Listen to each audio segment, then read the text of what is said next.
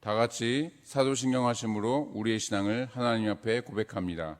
나는 전능하신 아버지 하나님, 천지의 창조주를 믿습니다. 나는 그의 유일하신 아들 우리 주 예수 그리스도를 믿습니다. 그는 성령으로 잉태되어 동정녀 마리아에게서 나시고 본디오 빌라도에게 고난을 받아 십자가에 못 박혀 죽으시고 장사된 지 사흘 만에 죽은 자 가운데서 다시 살아나셨으며 하늘에 오르시어 전능하신 아버지 하나님 우편에 앉아 계시다가 거기로부터 살아있는 자와 죽은 자를 심판하러 오십니다. 나는 성령을 믿으며 거룩한 공교회와 성도의 교제와 죄를 용서받는 것과 몸의 부활과 영생을 믿습니다. 아멘. 다 함께 찬송가 408장 나 어느 곳에 있든지 함께 찬송하도록 하시겠습니다.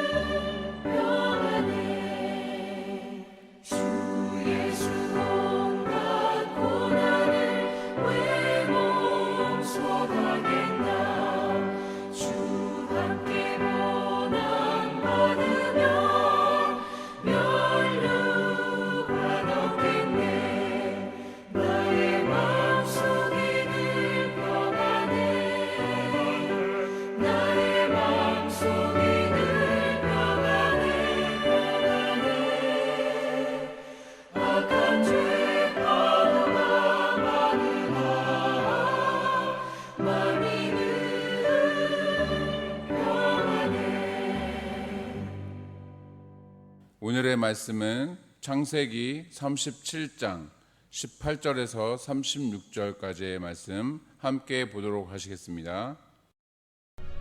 요셉이 그들에게 가까이 오기 전에 그들이 요셉을 멀리서 보고 죽이기를 꾀하여 서로 이르되 꿈꾸는 자가 오는도다. 자, 그를 죽여 한 구덩이에 던지고 우리가 말하기를 악한 짐승이 그를 잡아먹었다 하자. 그의 꿈이 어떻게 되는지를 우리가 볼 것이니라. 르우벤이 듣고 요셉을 그들의 손에서 구원하려 하여 이르되 우리가 그의 생명은 해치지 말자. 피를 흘리지 말라. 그를 광야 그 구덩이에 던지고 손을 그에게 대지 말라. 이는 그가 요셉을 그들의 손에서 구출하여 그의 아버지에게로 돌려보내려 함이었더라. 요셉이 형들에게 이르매 그의 형들이 요셉의 옷 곧 그가 입은 채색 옷을 벗기고 그를 잡아 구덩이에 던지니 그 구덩이는 빈 것이라 그 속에 물이 없었더라. 그들이 앉아 음식을 먹다가 눈을 들어본즉 한 무리의 이스마엘 사람들이 길르앗에서 오는데 그 낙타들의 향품과 유향과 몰약을 싣고 애굽으로 내려가는지라. 유다가 자기 형제에게 이르되 우리가 우리 동생을 죽이고 그의 피를 덮어둔들 무엇이 유익할까? 자, 그를 이스마엘 사람들에게 팔고 그에게 우리 손을 대지 말자. 그는 우리의 동생이요 우리의 혈육이니라. 하매 그의 형제들이 청종하였더라. 그때 미디안 사람 상인들이 지나가고 있는지라 형들이 요셉을 구덩이에서 끌어올리고 은 20에 그를 이스마엘 사람들에게 팔매 그 상인들이 요셉을 데리고 애굽으로 갔더라. 르우벤이 돌아와 구덩이에 이르러 본즉 거기 요셉이 없는지라 옷을 찢고 아우들에게로 되돌아와서 이르되 아이가 없도다. 나는 어디로 갈까? 그들이 요셉의 옷을 가져다가 순념소를 죽여 그 옷을 피에 적시고 그의 채색 옷을 보내어 그의 아버지에게로 가지고 가서 이르기를 우리가 이것을 발견하였으니 아버지 아들의 옷인가 보소서. 내 아들의 옷이라. 악한 짐승이 그를 잡아먹었도다. 요셉이 분명히 찢겼도다. 하고 자기 옷을 찢고 굵은 배로 허리를 묶고 오래도록 그의 아들을 위하여 애통하니 그의 모든 자녀가 위로하되 그가 그 위로를 받지 아니하여 이르되 내가 슬퍼하며 서울로 내려가 아들에게로 가리라. 하고 그의 아버지가 그를 위하여 울었더라. 그 미디안 사람들은 그를 애굽에서 바로의 신하 친위대장 보디발에게 팔았더라.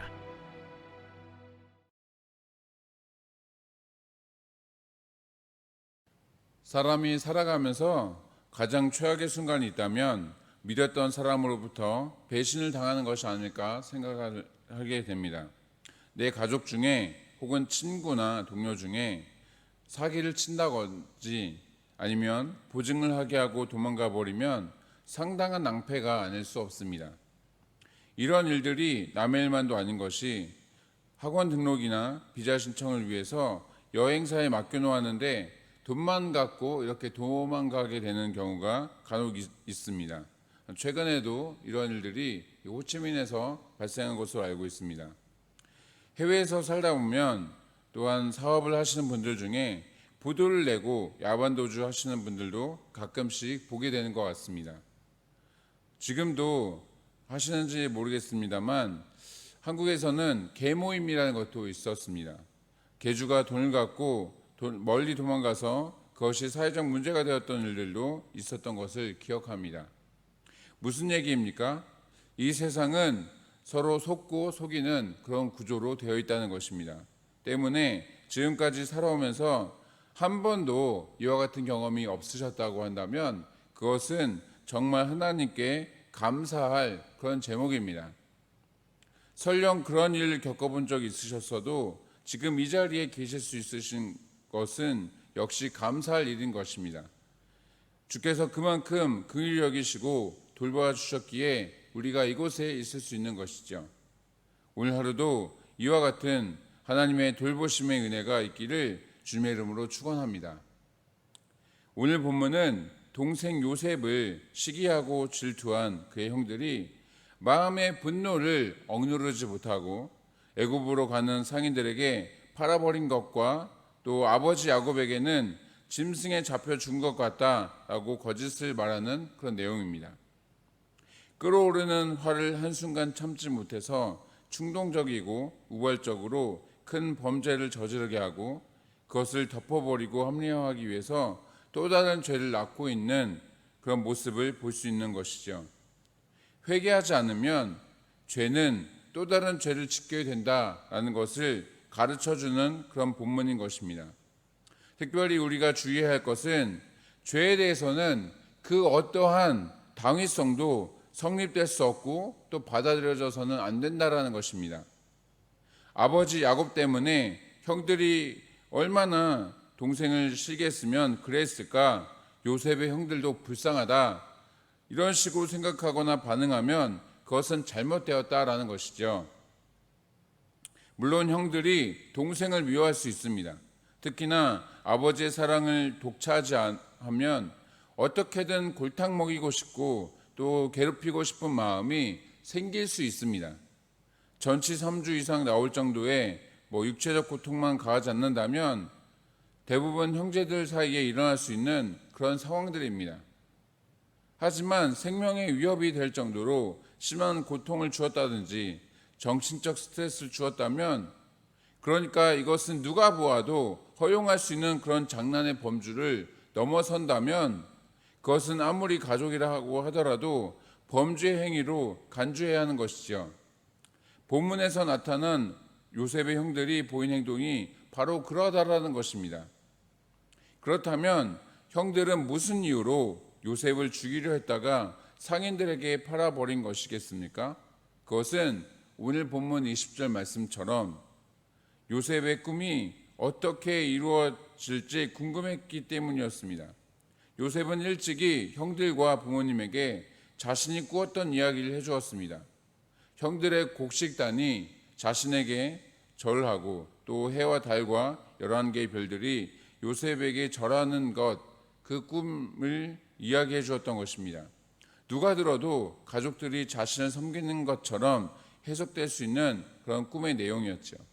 마침 요셉은 상속자의 상징이라 할 수 있는 채색 옷을 아버지로부터 이렇게 받아서 입고 있었기 때문에 아마도 가족들은 요셉이 야곱의 뒤를 잇는 족장이 되는 것에 대한 욕심이 있었을 것이다 생각했을 수도 있습니다. 그런 이유로 정실 부인인 레아에게서 태어난 형들만 6명인데 요셉이 족장 자리에 눈독 들인다 착각하며 또 그것을 시기하고 질투하며 할 수 있는 것이죠. 결국 요셉의 꿈이 어떻게 성취될지 궁금하다라는 그런 미명 아래 요셉은 당시 정해진 시세대로 팔리게 됩니다. 그나마 형들에게 일말의 양심이 있었기 때문에 죽이려 했던 그런 처음 의도에서 변경이 된 것이죠. 이것이 굳이 위로라고는 할 수 없지만 이건 역시 하나님의 보호하심과 돌보심 덕분입니다. 왜냐하면 요셉의 형들은 아무렇지도 않게 살인을 할 정도로 악한 사람들이었기 때문입니다. 그 대표적인 사건이 세겜성의 살인 사건이죠. 하나밖에 없는 여동생 디나가 세겜성 거주민의 족장 아들이 디나가 아름답다는 이유로 강제적으로 동침을 하고 또 혼인을 통해서 친선 관계를 맺자라는 제안이 있었던 적이 있었습니다. 그 이야기를 들은 요셉의 형들은 할례를 행해야 한다라고 했고 세겜성의 남자들은 그 말을 따랐습니다. 마침내 할례로 인해서 가장 그들이 고통스러워할 때에 세겜의 모든 남자들을 도륙하고 전리품을 챙기는 그런 일들을 요셉의 형들이 했었던 것입니다. 이 정도로 악독한 형들 밑에서 목숨을 건졌으니 하나님의 은혜라 할 수 있을 것입니다. 형들의 악함은 여기에서 그치지 않았습니다. 요셉이 입던 옷을 벗겨서 그곳에 짐승의 피를 묻히고 아버지 야곱에게 가서 요셉의 옷이 맞는가 확인하도록 하였습니다.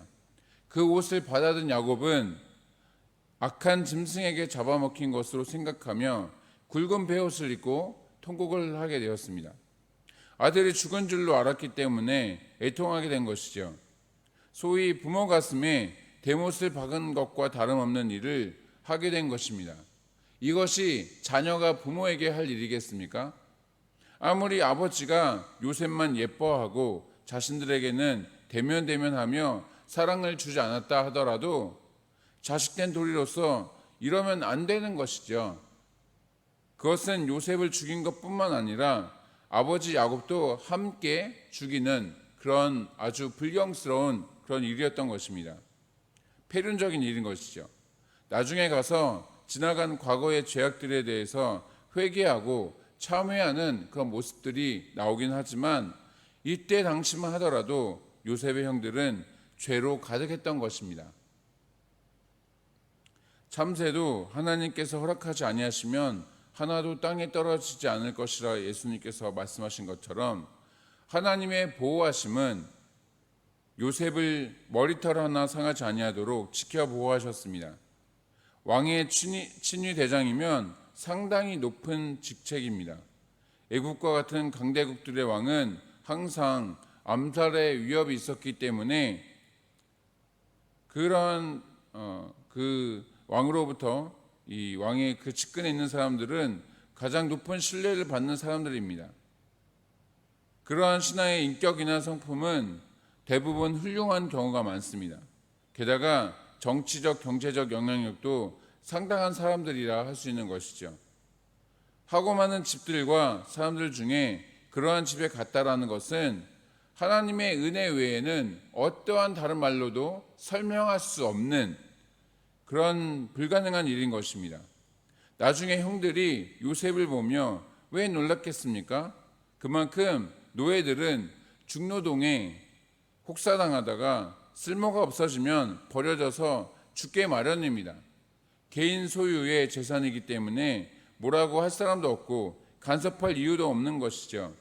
그런데 이후의 내용을 우리가 이미 알고 있다시피 비록 노예와 죄수로 지내는 시간도 있었지만 하나님을 경외하는 삶을 통해서 놀라운 축복을 받아서 그의 신분과 위치가 완전히 달라졌기 때문입니다.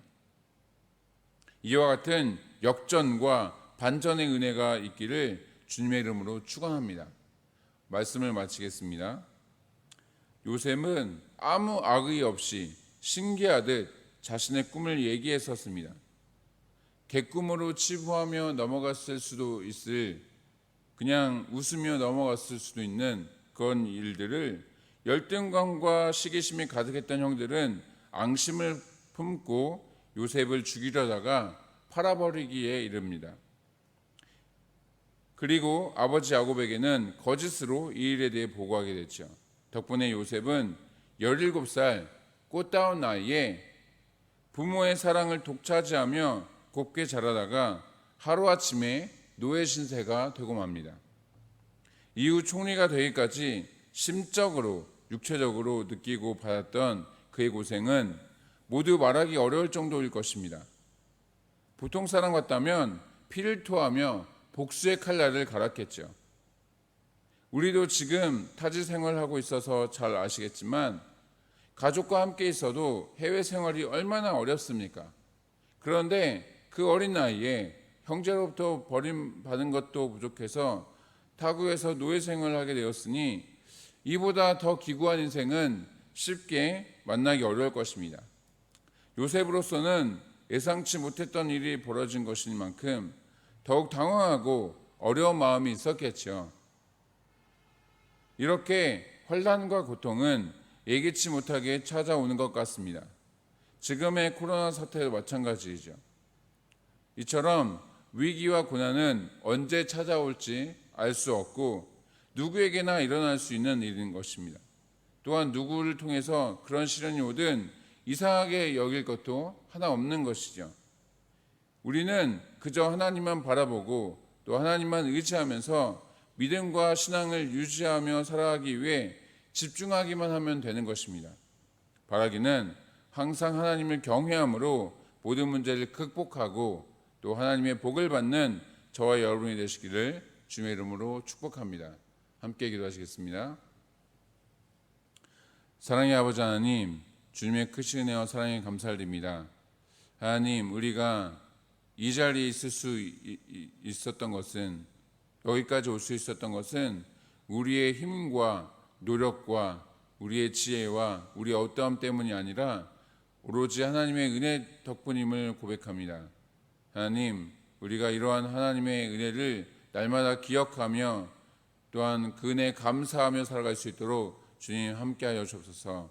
그래서 우리의 삶 가운데 어떠한 환경과 어떠한 사건과 사고가 또 어떠한 일들이 발생한다고 할지라도 우리가 그것에 좌지우지 당하지 않고 오직 주님만을 바라보며 주님만을 의지하며 주님 앞에 나아가는 그런 우리 모두가 될 수 있도록 주님 함께하여 주옵소서. 그리할 때에 하나님께서 우리에게 베풀어 주시는 그 놀랍고 그 크신 축복을 경험하며 정말 주님의 은혜를 따라 살아가는 그런 모든 우리 성도를 낼 수 있도록 주 함께하여 주옵소서. 감사를 드리고 사임하신 예수님의 이름으로 기도하옵나이다. 아멘. 이 시간 함께 기도하기 원합니다. 이 시간 먼저 기도하실 때 말씀을 생각하시면서 어떠한 환경과 상황에서도 우리가 어려워하거나 당황하지 않고 또한 믿음의 주요 우리를 온전케 하시는 예수 그리스도를 바라보면서 우리 가운데 크고 놀라운 일을 행하실 그 하나님을 기대하며 나아가는 우리 모든 사이공 하나님과 교회 성도를 낼 수 있도록 주 함께하여 주옵소서. 이 시간 함께 기도하기 원합니다. 그리고 기도하실 때 2020년도가 이제 4개월 정도 남았습니다. 각 기관별로 여러 행사와 또 여러 일들을 준비하고 있을 것이라 생각합니다. 남은 하반기 정말 하나님의 은혜 아래 모든 계획된 행사가 잘 준비되고 진행되어져서 우리의 믿음과 신앙이 한층 더 성숙하고 성장하는 그런 계기가 되게 하여 주옵소서. 끝으로 이 시간 교회를 위해서 또한 나라와 민족을 위해서 어려움 중에 있는 모든 성도를 위해서 이 시간 주여 세 번을 치신 후에 함께 기도하며 나가도록 하겠습니다. 주여 주여